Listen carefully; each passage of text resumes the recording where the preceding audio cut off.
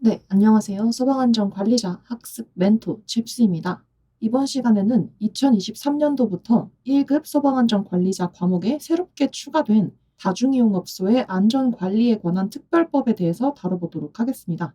이 다중이용업 특별법을 줄여서 다중이용업소법이라고도 하는데요. 우리는 이걸 좀 더 줄여서 앞으로는 다중이법이라고 표현을 할 거고요. 아직까지는 이 다중이법 부분에서 출제되는 비중이 그렇게 크지는 않습니다. 왜냐면 이게 23년도 하반기부터 새롭게 추가된 과목이기 때문에 아무래도 그 이전부터 수년간 출제가 계속되어 왔던 기존 과목들에 비해서 누적된 데이터가 적을 수밖에 없겠죠. 그래서 아직까지는 비중이 그렇게 크지 않지만 그럼에도 불구하고 또 언제 어디서 문제가 튀어나올지 모르기 때문에 우리는 이 다중이법도 같이 챙겨가야 되겠죠. 자, 그러면 바로 들어가 보겠습니다. 먼저 여기서 말하는 다중이용업이라는 게 뭐냐? 말 그대로 불특정 다수가 들어가서 이용하는 업소 등을 말하는데 그중에서도 화재나 재난이 발생하면 생명, 신체, 재산상의 피해가 높을 것 같으니까 좀 특별하게 관리할 필요가 있다라고 대통령령으로 지정해 놓은 업종 등이 이 다중이용업에 해당하겠습니다. 그래서 이 다중이법이 존재하는 그 목적은 당연하게도 이런 다중이용업소에서 화재나 재난이 발생했을 때 사람들의 생명, 신체, 재산을 보호하기 위해서 좀 더 구체적으로는 이 업소 안에 채워진 안전시설 등이 법에 맞게 설치 유지가 되어 있는지 평가도 하고 그리고 만약에 피해가 발생하면 그 업주가 배상해야 하는 책임에 대한 보험 사항 같은 것들을 법으로 일정 기준을 정해서 규정해 가지고 공공의 안전과 복리 증진에 이바지하기 위해서 만든 게 이 다중이법이 되겠습니다. 그러니까 결국 이 다중이법의 궁극적인 목적은 뭐다? 공공의 안전과 복리 증진에 이바지하기 위함이다. 자, 그러면 다음 넘어가서 다중이법에서 다루는 용어의 정의들을 하나씩 살펴보겠습니다. 먼저 다중이용업이라고 하는 건 맨 처음에 얘기했었죠.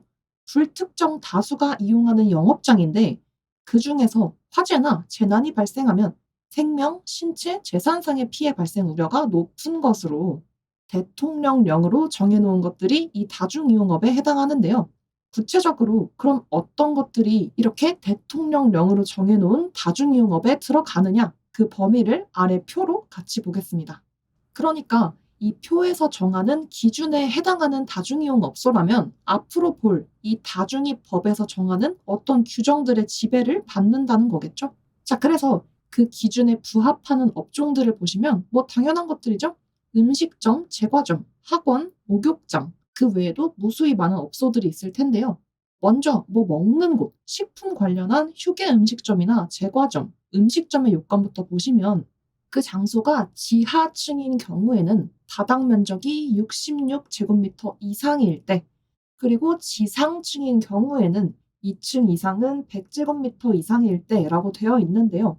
이게 왜 지상에서는 2층 이상부터라고 하냐면 이 영업장이 만약에 1층 또는 지상이랑 바로 통하는 층에 있어서 그냥 바깥으로 바로 튀어나갈 수 있는 출입구가 지면에 닿아 있는 곳이면 이 기준에서 면제가 돼요.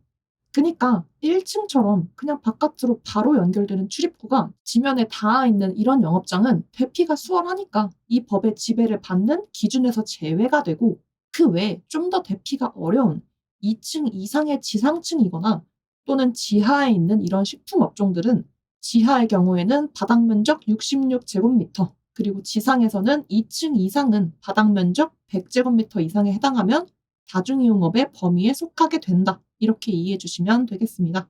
참고로 66제곱미터면 평수로는 약 20평 정도 됩니다. 그래서 식품 관련은 지하는 약 20평 정도인 66제곱미터 이상, 지상은 2층 이상으로 100제곱미터 이상이면 다중이용업에 해당한다.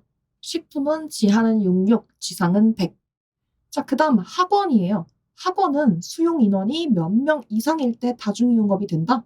학원은 300. 여러분 혹시 영화 중에 300이라는 영화 보셨나요? 그 영화 보시면 이게 바로 스파르타다 하면서 This is Sparta라고 외치는 장면이 있거든요. 그 장면으로 기억해 주시면 좋을 것 같은데요. 우리가 흔히 스파르타식 교육이라고 하는 아주 막 혹독한 교육을 스파르타라고 하잖아요. 그래서 이 교육과 관련된 학원은 그 스파르타 명대사가 나온 영화 제목이 뭐다? 영화 300 딱 떠올려 주셔서 수용인원 300명 이상인 학원이 다중이용업에 해당한다. 이렇게 외워주시면 되겠고요. 만약에 학원인데 300명은 안 돼요. 300명 미만인데 대신에 100명 이상은 되는 학원이다. 그러면 이때는 그 하나의 건물에 학원과 기숙사가 같이 있어서 학원생들이 자고 가거나 생활까지 하는 곳이면 이 화재나 재난으로부터 24시간 내내 안전하게 지켜질 수 있어야 하니까 이러한 경우에는 수용인원이 300명 미만이더라도 다중이용업에 들어가서 이 특별법을 따르게 되고요. 또는 하나의 건물에 학원이 둘 이상 있어서 그때의 수용인원이 300명 이상인 경우에 속하거나 또는 그 건물 하나에 다른 다중이용업이랑 학원이 같이 있는 경우라면 이때도 다중이용업에 속하게 됩니다. 뭐 어려운 내용은 없죠? 그래서 This is 스파르타. 학원은 수용인원 기준 몇 명? 300명. 그 다음은 간단하게 볼게요. 목욕탕은 수용인원 기준이 몇 명? 100명 이상. 목욕장이 다중이용업이 되려면 수용인원 기준 100명 이상일 때 다중이용업이 되고요. 그 외에 표에 적혀있는 업소 등은 층별, 면적별 구분 없이 다중이용업 기준이 적용된다. 이렇게 정리해 주시면 되겠습니다. 간단하죠? 그 다음 살펴볼 용어는 이러한 다중이용업에 설치하고 유지관리해야 하는 안전시설 등인데요. 여기에는 당연하게도 소방 관련된 시설이라던가 또는 탈출구, 그 외에 기타 등등 시설들이 여기에 들어가겠죠. 그래서 먼저 소방시설에는 소화설비, 경보설비, 피난구조설비가 들어가는데요. 이 설비들을 지금 처음 접하시는 분들도 지금부터 막 이거 외우려고 애쓰지 않으셔도 되는 게 어차피 얘네들은 나중에 이 과목 설비 파트 가면 아주 지겹도록 볼 애들이라서 자연스럽게 다 외워질 애들이에요. 그래서 간략하게만 살펴보면 소화설비는 불 꺼주는 설비겠죠? 근데 그 중에서도 소화기, 이 소화기는 뭐 기본적으로 다 설치해야 되겠죠. 가져가서 바로 쓸 수 있으니까. 그리고 얘 말고 자동 확산 소화기라고 하는 이름만 봐도 알아서 자동으로 촥 뿌려지는 방식의 소화기겠고 또 간이 스프링클러 설비. 스프링클러는 다들 아시죠? 이것도 천장에 매달려 있다가 불이 나면 알아서 촥 물을 뿌려가지고 불을 꺼주는 그런 설비인데 아무래도 이 간이 스프링클러면 일반적인 그냥 스프링클러보다는 더 작은 단위겠죠? 간이니까. 그래서 더 큰 규모인 스프링클러를 설치해야 하는 대상은 아니더라도 그래도 화재가 발생하면 피해 위험도가 좀 있는 곳들은 이런 간이 버전의 스프링클러는 설치하도록 하는 거예요. 뭐 동네 조그마한 식당이나 카페 이런 곳들도 다수가 이용하는 다중이용 업소에 들어가기 때문에 적어도 간이 스프링클러 정도는 설치해야 한다. 그래서 기본적인 소화기와 또 자동으로 불을 꺼줄 수 있는 자동 확산 소화기와 간이 스프링클러 설비가 이 안전시설 등에서 말하는 소화 설비에 포함되겠고요. 그리고 아래쪽 경보 설비랑 피난 구조 설비는 아까 말씀드린 것처럼 굳이 외우려고 하지 않아도 나중에 계속 보면서 암기가 어렵지 않은 부분이니까 한 번씩 훑어보시면 되겠고요. 이러한 소화 설비, 경보 설비, 피난 구조 설비를 묶어서 이 다중이법에서 말하는 안전시설 등에 포함시키는 소방시설이라고 한다. 이렇게 참고해 주시면 되겠습니다. 그 외에도 이제 비상구, 대피가 가능한 문이죠. 이 비상구와 또 영업장 내부에 있는 피난 통로, 그 밖에도 창문이나 누전 차단기 등이 이 다중이법에서 말하는 다중이용 업소 안에 채워 넣는 안전시설 등이 되겠습니다. 그래서 그냥 쉽게 생각해서 우리가 소방관계법령 파트 1에서는 소방 대상물 안에 채워 넣는 설비나 시설들을 소방시설 등이라고 했었죠. 그런 개념으로 이 다중이법에서 말하는 다중이용 시설 안에 채워 넣고 또 유지 관리해 줘야 하는 설비나 시설들을 안전시설 등이라고 한다. 이렇게 접근해 주시면 되겠습니다. 자, 그 다음에 볼 용어는 실내 장식물이라고 하는 용어인데요. 이런 다중이용 업소의 건축물 내부에 벽이나 천장에 붙이거나 설치하는 다음의 사항에 해당하는 것들을 실내 장식물이라고 합니다. 그러니까 벽이나 천장에 붙여놓는 걸 실내 장식물이라고 한다. 그래서 두께 2mm 이상의 종이류나 합성수지류 또는 섬유류를 원료로 한 물품, 이거는 방염에서도 봤던 내용이랑 비슷하죠. 두께 2mm 이상, 그리고 합판, 목재 또는 공간을 구획하는 칸막이 또는 흡음재나 방음재 같은 것들이 실내 장식물에 들어가겠고요. 마지막으로 살펴볼 용어는 밀폐 구조의 영업장입니다. 그러니까 영업장은 영업장인데 특별히 밀폐 구조의 영업장으로 규정하는 건 어떤 경우냐는 거죠. 보시면 지상층에 있는 다중이용 영업장 중에서 채광이나 환기, 통풍, 피난이 쉽지 않은 구조로 되어 있으면서 개구부 면적의 합계가 그 영업장으로 쓰는 바닥 면적의 30분의 1 이하인 영업장이 밀폐 구조의 영업장으로 분류가 됩니다. 이거 우리 많이 본 거죠? 바로 우리 소방관계법령에서 봤던 무창층이랑 굉장히 비슷해요. 그래서 이 다중이법에서 말하는 밀폐 구조의 영업장이라는 것도 무창층과 비슷하게 지상층 중에서 개구부 면적의 합계가 그 영업장 바닥 면적의 30분의 1 이하인 영업장을 밀폐 구조의 영업장으로 분류한다는 거 가볍게 봐주시면 되겠습니다. 자, 넘어가서 다중이용 업장에서 피난 안내도를 붙이거나 또는 피난 안내 영상물을 틀어놓아야 하는 기준을 볼 텐데요. 이것도 어려운 내용이 하나도 없는 게 우리가 여기저기 다니면서 이미 많이 봤던 것들이에요. 자, 볼까요? 다중이용 업주는 위급 상황 발생 시 이용객들이 안전하게 피난할 수 있도록 피난 계단이나 통로, 피난구조 설비 등의 위치를 확인할 수 있도록 피난 안내도를 설치하거나 또는 피난 안내 영상물을 틀어서 상영해야 한대요. 자, 먼저 피난 안내도입니다. 그림으로 먼저 보여드리면 이런 식으로 생긴 판때기 많이 보셨죠? 이러한 피난 안내도를 비치해야 하는 대상은 모든 다중이용업소이다.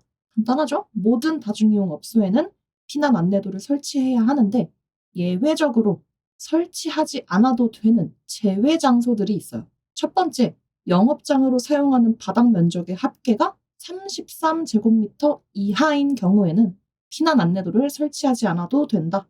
우리가 초반에 식품 관련 업종이 다중이용업에 해당하게 되는 바닥 면적 기준이 66제곱미터 이상일 때라고 하면서 이게 약 20평 정도라고 얘기했었죠. 그러니까 33제곱미터 이하라는 건 평수로는 약 10평 이하인 10평 정도로 그보다도 작은 다중이용 업소면 굳이 뭐 피난 안내도를 비치하고 그럴 필요가 없다. 왜냐면 이 10평 정도밖에 안 되는 비교적 작은 공간이면 어디가 피난로인지 바로 보일 것이고 또 사람들을 수용하는 범위도 작을 것이고 피난도 수월하겠죠? 그래서 10평 정도 33제곱미터 이하인 영업장은 피난 안내도 설치가 면제될 수 있고요. 또 영업장 내에 따로 막 공간이 이렇게 저렇게 구획된 게 없이 그냥 통짜로 하나의 공간으로 되어 있는데 이 영업장의 어느 부분에서 보더라도 출입구나 비상구의 위치가 바로 확인된다. 그러면 이러한 경우에도 뭐가 면제된다고요? 피난 안내도 설치가 면제될 수 있다. 대신 이러한 두 가지 경우를 제외하고서는 모든 다중이용 업소에는 원칙적으로 피난 안내도를 설치해야 되는구나. 이렇게 정리하면 되겠고요. 그 다음 피난 안내도는 그럼 어디다가 붙여놓을까요? 너무나 당연하게도 영업장의 주된 출입구 부분에서 손님들이 쉽게 볼 수 있는 위치에 있어야 되겠고 또 따로 구획된 방이나 공간, 그런 따로 구획된 실이 있다면 그 안에서도 탁자나 식탁 같은 곳에서 쉽게 볼 수 있는 그런 위치에 붙여놔야 되겠죠? 그리고 인터넷 컴퓨터 시설 제공업 영업장이라는 건 쉽게 말해서 PC방 있죠? PC방의 경우에는 각 책상마다 피난 안내도를 붙여놔야 하는데 대신에 내가 배정받은 자리에 딱 가서 앉아가지고 컴퓨터를 탁 켰을 때 이 위치에서 피난 가능한 동선은 이렇습니다 하고 피난 안내도가 화면에 띄어져서 나온다. 그러면 이러한 경우에는 피난 안내도를 따로 설치하지 않고도 이렇게 각자 자리에서 안내되는 방식으로 대체할 수 있다. 너무 간단한 내용이죠? 자, 그러면 이러한 피난 안내도에 포함되어야 하는 내용은 무엇이 있는지 보시면 첫 번째, 화재 시 대피 가능한 비상구의 위치, 나갈 수 있는 문이 어디 있는지 안내가 되어야 하겠고요. 두 번째, 구획된 실에서 비상구나 출입구로 나갈 수 있는 피난 동선이 포함되어야 하겠습니다. 그러니까 예를 들어서 이 영업장에 각각의 공간이나 방이 나뉘어져 있는 구조라면 그렇게 각각 구획된 공간, 그 실로부터 가장 가까운 비상구나 출입구가 어디인지 그 동선이 표시가 되어야 한다는 얘기죠. 다음 세 번째, 소화기나 옥내 소화전 같이 불을 끌 수 있는 초기 소화를 할 수 있는 소방시설이 어디에 있는지 그리고 그 사용법은 어떻게 되는지를 포함해야 하겠습니다. 이것도 뒷부분에서 배울 내용이라 굳이 외우실 필요는 없는데요. 우리가 초기 소화라고 해서 화재가 발생했을 때 아직 불길이 그렇게 크지 않다. 그러면 막 들고 가서 쓸 수 있는 소화기라던가 또는 이 건물 내 벽에 붙어 있는 옥내 소화전을 틀어다가 불을 초장에 잡아서 꺼버리면 훨씬 더 안전하게 대피도 하고 재산 피해도 줄일 수 있겠죠. 그래서 초기 소화가 굉장히 중요한데요. 이 피난 안내도에도 이러한 초기 소화를 시도할 수 있도록 소화기나 옥내 소화전 같은 그러한 소방시설의 위치와 그 사용법이 포함되어 있어야 하겠습니다. 그리고 네 번째로 어떻게 피난하고 대처해야 하는지 피난 및 대처 방법 등을 포함해서 피난 안내도가 설치되어야 한다.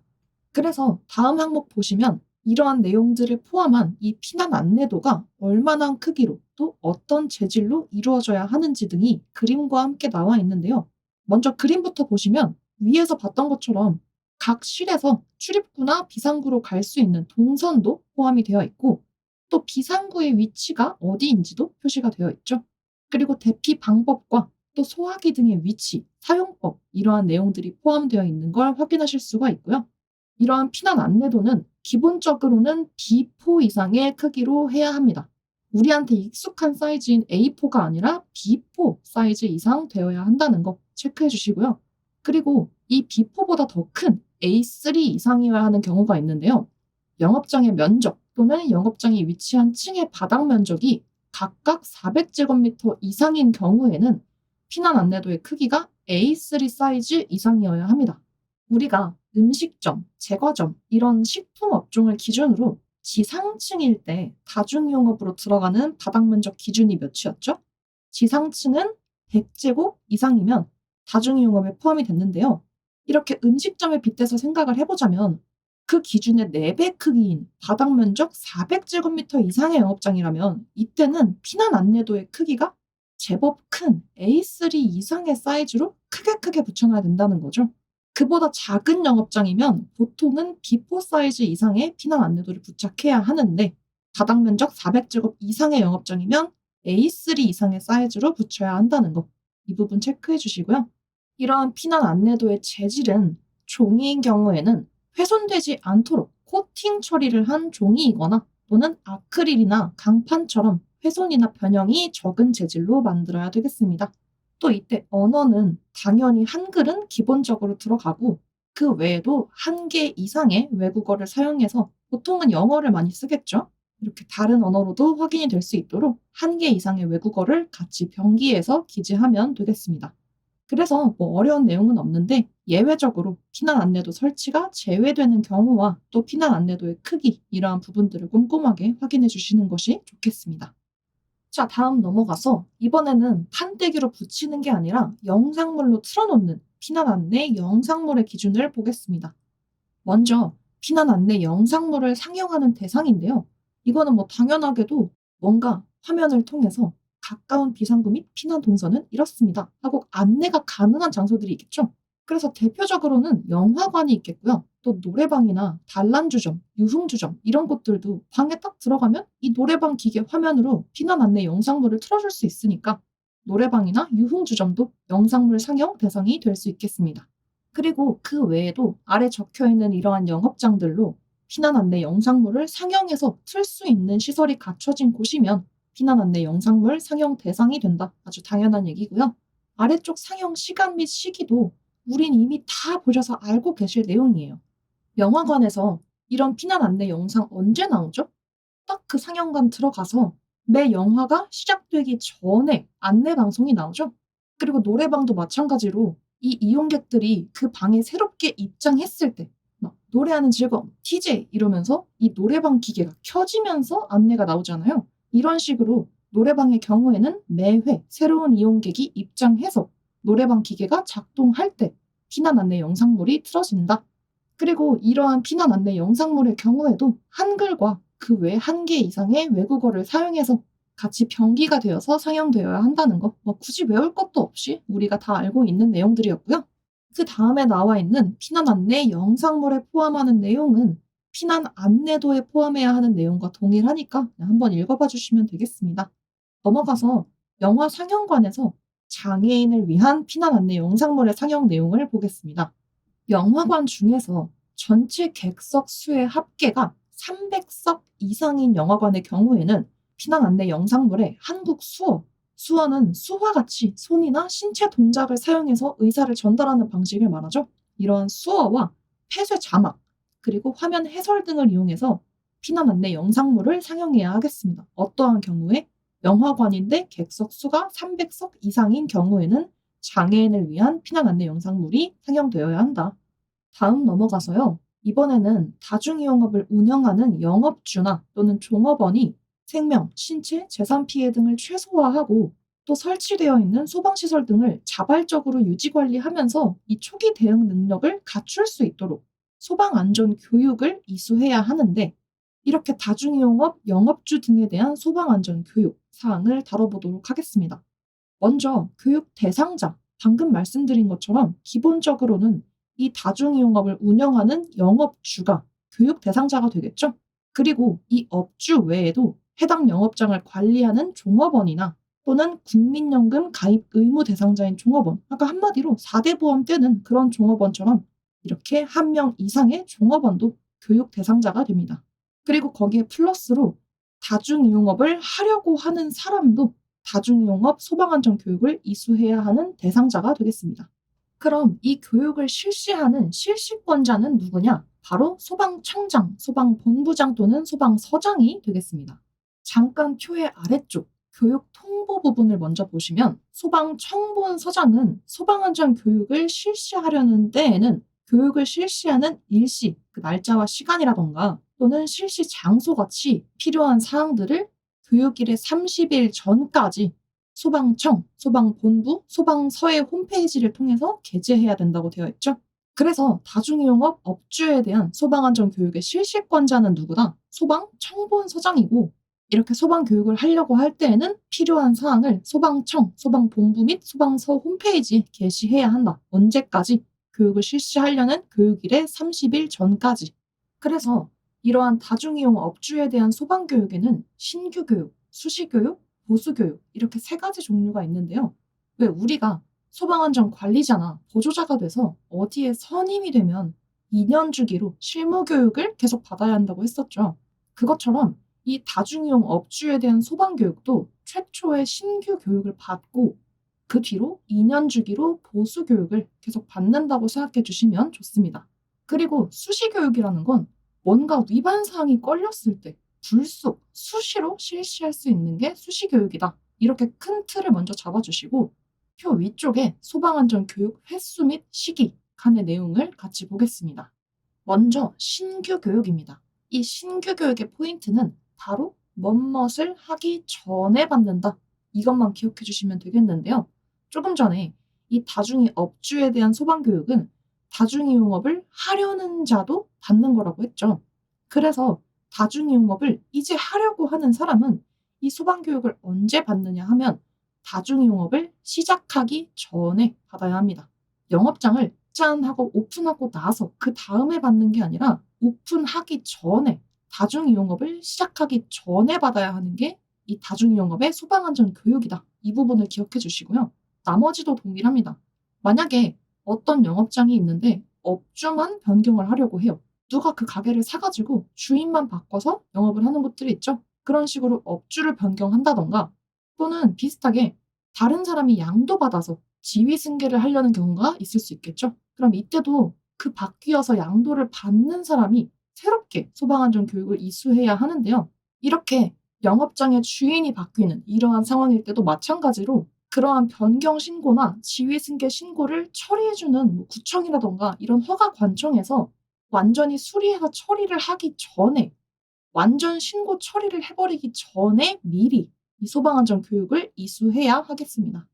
그 다음 또 이러한 신규 교육을 이수해야 하는 상황이 뭐가 있냐면 안에 채워넣을 안전시설 등을 설치하겠다는 설치 신고를 하거나 또는 영업장의 내부 구조를 변경하려고 한다는 내부 구조 변경 신고를 하는 때에도 이러한 신규 교육을 받아야 하는 대상이 됩니다. 왜 이건 마치 우리가 소방관계법령 부분에서 최초의 종합점검 얘기할 때도 안에 채워넣는 소방시설 등이 신설되면 최초 점검을 해야 된다는 얘기 했었죠. 왜냐면 이 소방시설 등이 바뀌면 그에 따라서 이 대상물의 등급이 바뀔 수도 있고 또 이 건물의 안전과 직결되는 소방시설이 바뀐 만큼 이게 안전한지 기준에 맞는지 새롭게 점검을 받아서 확인해야 되기 때문에 그랬잖아요. 그런 것처럼 이 다중이용업에서도 마찬가지로 안에 채워 넣는 안전시설 등 소방시설을 포함해서 비상구라던가 피난 통로라던가 창문이나 차단기 같은 안전시설 등을 설치하려고 하거나 또는 영업장 내부의 구조를 변경하는 이러한 시공이나 공사를 하려고 하면 그에 대한 설치 신고나 내부 구조 변경 신고를 해야 되겠죠. 그래서 이렇게 설치를 하거나 내부 구조를 변경해서 약간의 시공을 하게 되면 이때도 신규 교육을 받아야 하는데 그럼 이때는 언제까지 신규 교육을 받아야 한다? 그러한 내부 구조 변경이나 설치 시공이 끝났다. 그러면 완공 신고를 또 하겠죠. 그 완공 신고를 하기 전까지 신규 교육을 받아야 한다. 그래서 다시 정리하면 다중이용 업주가 소방안전 교육을 받아야 하는데 그중에서도 신규 교육을 이수해야 하는 세 가지 경우가 있었죠. 먼저 다중이용업을 하려고 할 때, 그리고 다른 사람이 양도받아서 업주가 바뀌거나 또는 안에 설치하는 안전시설 등을 설치하거나 내부 구조가 바뀔 때, 이럴 때는 신규 교육을 받아야 하는데 이때는 전부 언제까지 신규 교육을 받아야 하냐면 시작하기 전에 또는 완전한 처리나 완공 신고를 하기 전에 뭐뭇을 하기 전에 받아야 하는 것이 다중이용업 신규 교육에 대한 내용이다. 이렇게 정리할 수 있겠고요. 아래쪽 2번도 동일합니다. 업주가 아니라 종업원이 신규 교육 대상인 경우에도 마찬가지로 해당 다중이용업에 종사하기 전에 신규 교육을 받아야 하겠습니다. 왜 우리가 식품 관련 업종에 종사하려고 하면 거기서 요구하는 보건증이나 건강검진도 근무 시작하기 전에 먼저 받아서 제출하죠. 그런 것처럼 이러한 업주나 종업원에 대한 소방안전 교육 중에서 신규 교육은 종사하기 전에 받는 게 포인트라는 거 체크해 주시고요. 이렇게 신규 교육을 받고서 2년 안에 다중이용업을 하려고 한다. 또는 다중이용업의 종업원으로 종사하려고 한다. 그러면 어차피 2년 지나기 전에 이미 신규 교육을 받은 내역이 있으니까 이때는 신규 교육을 이수한 걸로 인정받을 수 있다. 이런 내용이에요. 그러니까 예를 들어서 제가 다중이용업을 차리려고 2023년 1월에 신규 교육을 이수를 해놨어요. 그리고서 2년 안에 2024년 9월에 다중이용업을 차리려고 한다. 그러면 이미 23년도에 받아놓은 신규 교육이 있고 아직 거기서부터 2년이 지나지 않았으니까 실질적으로 다중이용업을 차려서 시작하는 게 24년도라고 할지라도 이때는 2년 내 신규 교육 내역이 인정돼서 신규 교육을 면제할 수 있다는 얘기죠. 이것도 소방안전 관리자나 보조자가 받아야 하는 실무 교육이랑 내용이 굉장히 비슷해서 금방 이해가 되실 거예요. 그렇죠? 간단하죠? 다만 이제 소방안전 관리자의 실무 교육 때는 그 약발이 1년이었는데 여기 다중이법에서의 처음 받는 신규 교육의 약발은 2년이라는 차이점이 있죠. 자, 그럼 이 다중이용업의 소방안전 교육도 2년 주기로 계속 받아야 하는데 신규 교육을 먼저 받았으면 그 다음이 어떤 교육이냐면 바로 보수 교육이 되겠습니다. 3번에 보수 교육 먼저 보시면요. 신규 교육이나 또는 직전에 보수 교육을 받았다면 그 교육을 받은 날이 속하는 달의 마지막 날부터 2년 이내에 1회 이상 보수 교육을 받아야 한다. 이렇게 되어 있죠. 그러니까 예를 들어서 제가 2014년 1월 19일에 이 다중이용업 신규 교육을 받았어요. 그리고 영업장을 차려서 그 뒤로도 계속 운영을 하는 거죠. 그러면 제가 이 신규 교육을 받은 다음부터는 2년 주기로 보수 교육을 1회 이상 꾸준히 이수하면 되겠는데요. 그럼 제가 신규 교육을 받은 때가 14년도 1월이니까 이 교육을 받은 날이 속하는 달이 1월이고 그 달의 마지막 날을 기점으로 하니까 저는 14년도 1월 31일부터 2년 안에 1회 이상 다음번 보수 교육을 받으면 될 거예요. 그래서 16년도 1월 중에 아무 때나 1월이 지나기 전에만 받으면 되겠죠. 그래서 예를 들어서 16년도 1월 15일에 두 번째로 보수 교육을 받고 그럼 또 그 다음에는 이 달의 마지막 날부터 2년 주기니까 18년도 1월에 또 다음번 보수 교육을 받고 이런 식으로 진행이 되겠죠.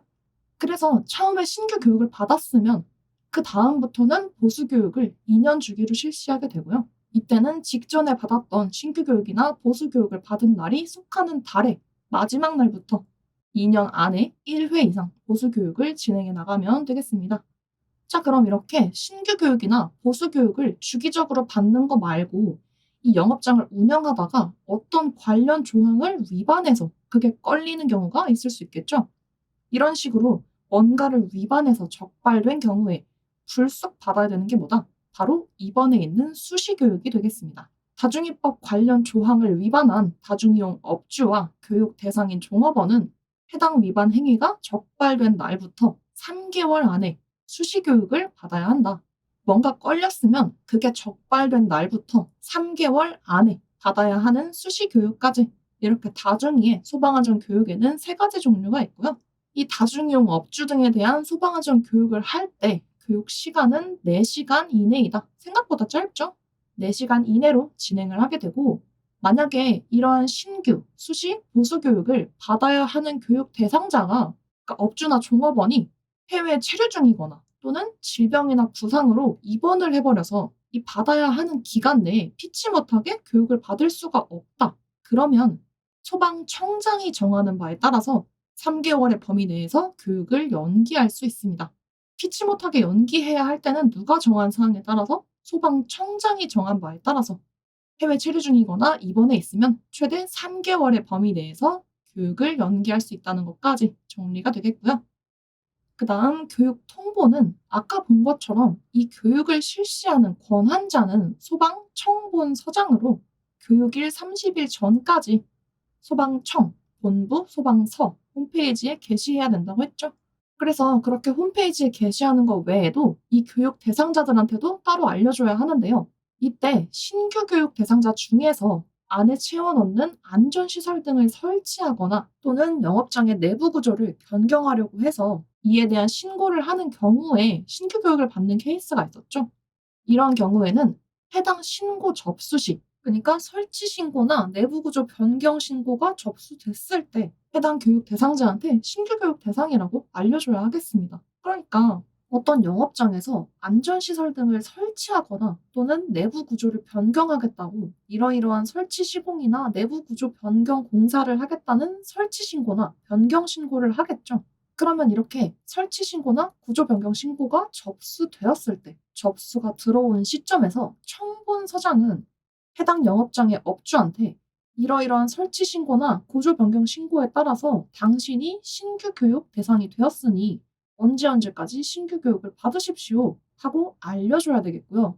그러면 이렇게 설치 신고나 구조 변경 신고를 하면서 신규 교육 대상이 된 업주의 경우에는 언제까지 신규 교육을 받는다고요? 그 설치나 내부 구조 변경이 끝나서 그에 따른 완공 신고를 땅땅땅 해버리기 전에, 공사 끝났다는 완공 신고를 하기 전까지 새 출발하는 마음으로 신규 교육을 받으면 되겠습니다. 그리고 2번, 수시교육 또는 보수교육 대상자의 경우에는 청본서장이 교육일 10일 전까지 교육 대상자한테 알려줘야 한다. 그러니까 다시 정리하면 청본서장은 다중이용업 소방교육에 대해 교육일 30일 전까지 홈페이지에 게시를 하고요. 교육 대상자한테는 따로 알려도 줘야 되는데, 이때 불쑥 실시하는 수시교육이나 또는 2년 주기로 해야 하는 보수교육 대상자인 경우에는 교육일 열흘 전까지 통보해서 알려줘야 하고, 또 신규 교육 중에서 안전시설 설치 또는 영업장 내부 구조를 변경하겠다고 변경 신고를 한 경우에는 설치 신고나 변경 신고 접수 시 해당 교육 대상자에게 신규 교육 대상자임을 통보해야 한다는 거죠. 어렵지 않은 내용이었고요. 이러한 다중이용업 소방안전 교육에서 다루는 교육과정 내용은 다음과 같습니다. 먼저 우리 관계인이나 소방안전 관리자가 그러했던 것처럼 이 다중이용업 영업주 등에 대해서도 소방시설이나 방화시설의 유지관리 및 사용 방법에 대해서 교육이 이루어져야 하겠고요. 또 화재 발생 시 초기 대응 및 대피 요령, 그리고 심폐소생술 같은 응급처치 요령도 교육이 진행되어야 하겠습니다. 혹시 얼마 전에 기사 보셨는지 모르겠는데 백종원 선생님께서 어떤 분이 의식을 잃고 쓰러지셨을 때 심폐소생술로 응급처치를 하셔서 한 생명을 구하신 일이 기사로 났었죠. 이런 식으로 다중이용업을 운영하는 영업주나 종업원이 심폐소생술 같은 응급처치 요령도 알고 있고, 또 화재 시에도 대응할 수 있는 초기 대응과 대피 요령, 그리고 관련된 소방시설이나 방화시설의 평소 유지관리 방법이나 사용 방법에 대해서도 숙지하고 있어야 위급 상황에서도 더 많은 생명을 살리고 재산 피해도 줄일 수 있을 거기 때문에 이러한 1번부터 3번까지의 사항들이 다중이용업의 소방안전 교육에 포함되는 사항이 되겠고요. 이 외에도 화재 안전과 관련된 법령 및 제도에 대해서도 이게 법적으로 어떤 규정들이 있는지 또는 어떠한 행위들이 법령에 위반되는 행위인지를 알고 있어야 아까 우리가 봤던 것처럼 어떤 위반상이 걸려가지고 막 수시교육 받고 이런 일이 없도록 원활하고 안전하게 운영이 가능하겠죠? 그래서 법령 및 제도에 관한 사항까지 이렇게 4가지 항목이 다중이용업 소방안전 교육에서 다루는 교육 과정이 되겠습니다. 여기까지 다중이용업에서의 소방안전 교육 내용을 살펴보았고요. 그 다음 넘어가서 그럼 다중이용업에서 피난 안내, 소방교육 했으면 그 다음에 뭐가 나올까요? 바로 우리에게 익숙한 정기점검 항목이 등장합니다. 우리 소방안전관리 대상물이 그러했듯이 이 다중이용업소도 마찬가지로 안전하게 이용하기 위해서 정기적으로 점검을 해서 유지관리해야 되겠죠? 그 내용을 보겠습니다. 별거 없어요. 먼저 개요 보시면 다중이용 업주는 안전관리를 위해서 정기적으로 안전시설 등을 점검하고 그 점검 결과서를 보관해야 하는데 이때 이러한 점검 결과서의 보관 기간은 얼마이다? 1년간 보관한다. 우리 소방관계 법령에서는 뭐 무슨 기록으로 보관한다 그러면 무조건 2년이었죠. 근데 다중이법에서 정하는 다중이용 업주의 점검 결과서 보관은 몇 년이다? 1년이다. 이게 왜냐면 조금 이따 보겠지만 이 다중이용업에 대한 정기 점검은 분기별로 이루어집니다. 그러니까 거의 뭐 3개월에 한 번씩 점검을 하는데 이거를 몇 년씩 보관하고 있으면 데이터가 너무 많겠죠. 그래서 다중이용업에 대한 점검 결과만큼은 보관 기간이 짧게 1년간 보관하고 있도록 해준다. 이렇게 생각해 주시면 되겠고요. 이렇게 다중이용 업주가 안전시설 등을 점검하는 경우에 이 다중이용 업소에 설치된 안전시설 등이 이 업소가 위치해 있는 해당 건축물의 다른 시설이나 장비와도 연계가 되어 있다. 그림 보시면 이런 식이죠. 이렇게 이 다중이용 업소에 설치된 안전시설 등이 해당 건물의 다른 설비나 장비와도 연계가 돼서 작동한다. 그러면 이 경우에 이러한 건축물의 관련 시설이나 장비를 관리하는 소유자, 점유자 같은 그 건물의 관계인이나 또는 소방안전 관리자는 여기 이 다중이용 업주가 안전 점검을 한다. 그러면 여기에 협조해야 한다. 당연한 얘기가 되겠습니다. 결국은 이 다중이용 업소도 전체적으로 봤을 땐 이 건물 전체에 속해 있는 시설이니까 이 업소와 건물 간의 시설이나 장비가 연계돼서 작동하는 시스템이라면 업주가 안전 점검한다고 했을 때 이 건물의 관계인이나 또는 건물의 안전을 담당하는 소방안전 관리자가 협조해줘야 되는 거 너무 당연한 얘기겠죠? 그 다음, 다중이용 업주가 혼자서 이 점검을 못하겠어요. 그러면 소방시설 관리 업자한테 위탁해서 맡길 수 있다. 이것도 간단한 내용이고요. 다음, 안전점검의 대상이나 점검자의 자격, 점검 주기나 점검 방법 등 필요한 사항은 행정안전부령, 행안부령으로 정한다. 우리가 보통 무슨 령으로 정한다. 그러면 크게 대통령령 아니면 행안부령 이렇게 2개로 나눌 수 있는데요. 아주 진짜 막 커다란 굵직굵직한 사항은 대통령령으로 정하죠. 예를 들어서 나중에 볼 것처럼 위헌물이 뭐냐 이렇게 아주 커다랗고 굵직굵직한 사항은 대통령령으로 정하지만 그에 따른 세부 사항들 지금 보신 것처럼 안전 점검을 해야 되는데 그 안에 들어가는 세부 사항들이 뭐 점검 대상이라던가 자격자, 점검 주기나 방법 이렇게 세세한 세부 사항은 뭘로 정한다? 행정안전부령, 행안부령으로 정한다. 그래서 이렇게 행안부령으로 정하는 안전점검 대상은 다중이용 업소 영업장에 설치된 안전시설 등이 점검 대상이 되겠고요. 이때 점검자의 자격은 해당 영업장을 운영하는 다중이용 업주나 또는 해당 업소가 위치한 특정 소방 대상물, 즉 해당 건물에 소방안전관리자를 선임해서 두는 경우라면 그 소방안전관리자가 이러한 다중이용 업소의 안전점검을 실시할 수 있는 점검자가 되고요. 또 해당 업소에서 근무하는 종업원 중에서 소방안전관리자 자격을 취득한 사람이거나 아니면 소방기술사나 소방설비기사, 소방설비산업기사 이렇게 기사나 기술사 자격을 취득한 사람이면 당연히 이러한 점검이 가능하겠죠. 또는 그 외에도 소방시설 관리 업자한테도 위탁으로 맡길 수 있다고 했으니까 이러한 시설 관리 업자도 다중이용 업소의 안전관리에 대한 점검이 가능한 자격자가 되겠습니다. 그 다음은 아까 말씀드린 것처럼 이러한 다중이의 안전점검 주기는 거의 뭐 3개월에 한 번 꼴이라 그랬죠? 그래서 점검 주기는 매 분기별로 1회 이상 점검을 해야 하는데, 다만 이때 소방시설 등의 자체 점검, 우리가 소방관계 법령에서 봤던 작동 점검이나 종합 점검 같은 소방시설의 자체 점검을 실시한 경우에 그 분기에는 이러한 다중이용업소 안전 점검을 하지 않고 넘어갈 수 있다. 그런 내용입니다. 그리고 이러한 점검 시에는 안전시설 등의 작동 여부와 또 유지관리 상태 등을 점검한다. 이렇게 다중이용 업주의 안전시설 등에 대한 정기 점검에 대한 내용도 같이 살펴봤고요.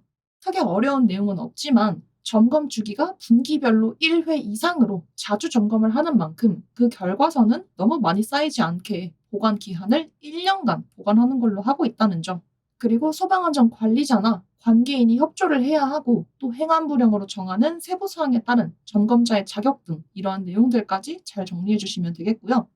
이번 다중이법의 마지막은 역시나 법령 파트의 모든 단원이 그러하듯 벌칙으로 마무리가 됩니다. 그래서 이 다중이법에서 적용되는 벌칙은 과태료밖에 없어요. 벌금은 없고 과태료만 다루고 있는데, 크게 굵직한 흐름만 설명을 드리자면 이 다중이용 업소에 설치하는 안전시설 등에 대한 과태료를 보시면, 이 안전시설 등을 아예 설치를 안 했다. 그러면 과태료 중에서 가장 센 300만 원의 과태료가 부과되고요. 안전시설 등을 설치를 하긴 했는데 고장 상태이거나 차단된 상태로 방치를 했다. 그러면 이때는 200만 원의 과태료가 부과됩니다. 그리고 이 안전시설 등이 작동하거나 움직이는데 지장이 있는 건 아니지만 정해진 기준에 따라서 설치 유지가 되고 있지 않다거나 또는 설치 신고를 하지 않았다거나 이런 경우에는 가장 작은 수준인 100만 원의 과태료가 부과된다. 이렇게 큰 흐름을 토대로 구체적인 내용들은 표를 참고해 주시면 되겠고요. 그 외에는 이러한 행위들은 위반한 횟수별로 1회 적발 시 100만 원, 2회 적발 시 200만 원, 3회 적발 시 300만 원 이렇게 과태료가 차등부가 되는 행위들이 있는데, 이 부분도 어려운 내용은 없으니까 위의 사항들과 구분하셔서 표 내용을 참고해 주시면 되겠습니다. 자, 그러면 여기까지 다중이용업소법에 대한 이론 강의는 마무리하고 시험에 출제될 수 있는 예상 모의고사 문제를 한번 같이 풀어보면서 다시 한번 개념을 정리하면서 마무리해 보도록 하겠습니다. 자, 1번 문제입니다. 다음 중 다중이용업소의 안전관리에 관한 특별법에서 정하는 안전시설 등에 포함되는 사항으로 보기 어려운 것을 고르시오. 이 다중이법에서 정하는 안전시설 등에는 일단 소방시설 들어가죠. 그리고 이 소방시설에는 소화기나 자동확산 소화기, 간이 스프링클러 같은 소화 설비가 포함되고, 또 비상벨, 자탐 설비, 가스 누설 경보기와 같은 경보 설비, 그리고 각종 피난 기구와 유도 등, 유도 표지, 비상 조명 등과 휴대용 비상 조명 등 같은 피난 구조 설비가 포함된다는 거. 그래서 2번은 옳은 설명이고요. 그 외에 영업장 내부의 피난 통로와 그리고 영상 음향 차단 장치나 누전 차단기, 창문과 같은 안전시설이 다중이법에서 정하는 안전시설 등에 포함이 되었습니다. 그리고 나머지 한 가지가 뭐였냐면 바로 비상구가 포함되는데, 지금 보기 중에 비상구는 없고 뚱딴지 같이 자동 방화 셔터가 들어가 있죠. 그래서 다중이법에서 정하는 안전시설 등으로 보기 어려운 것은 1번 자동 방화 셔터는 포함되지 않는다. 안전시설 등에 들어가는 건 비상구라는 거. 그래서 옳지 않은 것으로 1번을 골라낼 수 있겠습니다. 다음 2번 문제. 다음 중 피난 안내도에 대한 설명으로 옳은 것을 모두 고르시오. 먼저 가 보시면 피난 안내도의 크기가 기본적으로 B4 이상이어야 하고 일정 면적 이상이면 A3 사이즈 이상이어야 하는 건 맞는데, 이때 기준이 몇이었냐면 바닥 면적이 400제곱미터 이상인 경우였어요. 근데 가에서는 500제곱미터 이상으로 서술하고 있기 때문에 이 500제곱미터 부분이 옳지 않아서 가는 틀린 설명이 되겠죠. 그 다음 나는 옳은 설명인데요. 한국어와 한 개 이상의 외국어를 같이 써서 표기한다. 맞는 말이고요. 다음 다. 피난 안내도 설치가 면제되는 제외 대상 조건은 바닥 면적 몇이었죠? 66이 아니라 33. 평수로는 10평 남짓한 이 정도 크기 이하이면 피난 안내도 설치 제외 대상이었죠. 그래서 66이라고 서술한 다의 설명은 옳지 않고요. 그 다음은 라와 마는 옳은 설명이에요. 피난 안내도 주 출입구 부분에 손님들이 쉽게 볼 수 있는 위치에 있어야 하고, 또는 구획된 실이 있다면 벽이나 탁자 등과 같이 손님이 쉽게 볼 수 있는 위치에도 부착을 해야 됐었죠. 그 외에도 PC방에서는 각 책상마다 볼 수 있는 위치에 설치를 하거나 또는 각자 자리에서 확인할 수 있는 그런 시스템으로 대체할 수 있었고요. 또 피난 안내도에는 소방시설의 위치와 사용 방법, 그 외에도 피난 및 대처 방법과 비상구의 위치, 그리고 구획된 실에서 비상구나 출입구로 갈 수 있는 피난 동선 등을 포함해야 했습니다. 그래서 옳은 것은 나, 라, 마로 정답은 2번이 되겠습니다. 마지막 3번 문제. 다중이용 업주 등에 대한 소방안전 교육에 관한 설명으로 옳지 않은 것은 1번 교육 대상자는 다중이용 업주, 그리고 업주 외에 해당 영업장을 운영하는 종업원 또는 국민연금 가입 대상자인 1명 이상의 종업원, 그리고 다중이용업을 하려는 자가 교육 대상이 된다. 맞는 얘기고요. 2번 신규 교육 대상자 중에서 안전시설 등의 설치 신고 또는 영업장 내부 구조 변경 신고를 한 경우에는 완공 신고를 하기 전까지 신규 교육을 이수해야 한다. 옳은 설명이죠. 3번 소방청장, 소방본부장 또는 소방서장은 수시교육 및 보수교육 대상자에 대하여 교육을 30일 전까지 대상자한테 알려야 하나요? 아니죠. 소방청장, 본부장 또는 서장은 30일 전까지는 홈페이지에 게시를 해야 하고 수시교육 또는 보수교육 대상자의 경우에는 교육일 열흘 전, 10일 전까지 알려줬어야 했죠. 근데 3번에서는 수시 및 보수교육 대상자한테 30일 전까지 알려야 한다고 서술하고 있기 때문에 옳지 않은 설명은 3번이 되겠습니다. 그 다음 4번도 맞아볼게요. 수시교육은 다중이용업소법 관련 조항에 대한 위반 행위가 적발된 날부터 3개월 이내에 실시한다. 그러니까 뭐가 걸리면 3개월 이내에 실시해야 되는 거 수시교육이었죠. 옳은 설명이 되겠습니다. 자, 이렇게 이번 시간 마무리해보도록 하고요. 이 외에도 새로운 출제 유형이나 관련 정보 등 더 많은 자료는 네이버 카페, 칩스랜드 커뮤니티에 업로드되어 있고 또 업데이트되고 있으니까 카페로도 놀러 오셔서 다양한 자료와 정보들 얻어가시는 것을 권해드립니다. 또 영상에서 사용하고 있는 2024 개정판 1급 찐정리 교재 구매처는 댓글창에서 가장 위쪽에 고정 댓글로 첨부해 놓았으니까 찐정리 교재도 같이 활용해 주시면 감사드리겠습니다. 네, 그럼 시청해 주셔서 감사드리고 저는 다음 편에서 다시 뵙겠습니다. 감사합니다.